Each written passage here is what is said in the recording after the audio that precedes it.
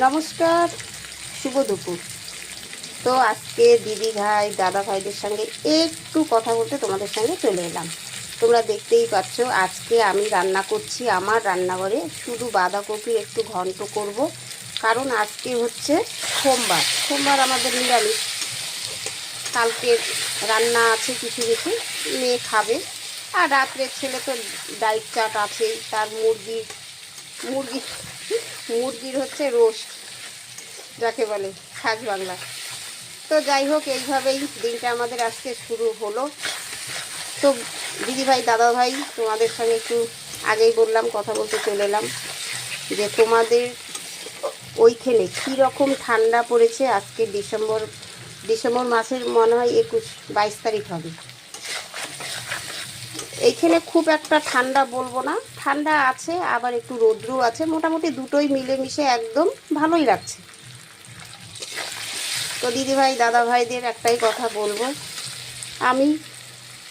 আমরা দিদিভাই দাদাভাই মানে দিদিভাইদের কথাই বলছি, সংসারের সমস্ত কাজ সেরে যতটুক টাইম পাই এইভাবেই আমরা ভিডিওগুলো চেষ্টা করি করার।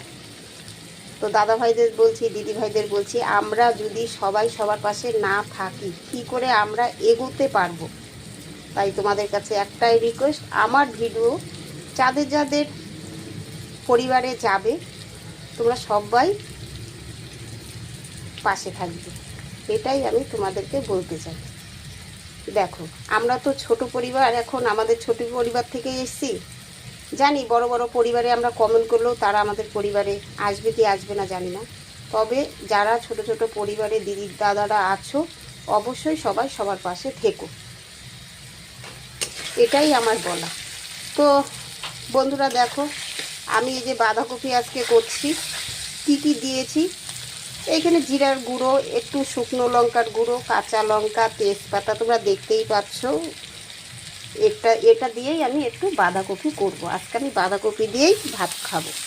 বাঁধাকপি হয়ে গেলে শুধু ভাত করেছি, আর দুটো বেগুন ভাজা করে নেব, তাহলেই হয়ে যাবে। তো তোমাদের সঙ্গে একটু গল্প করলাম, কেমন লাগলো অবশ্যই কমেন্ট করবে দিদিভাই দাদাভাইরা। তোমরা খুব খুব ভালো থেকো, আমিও ভালো আছি।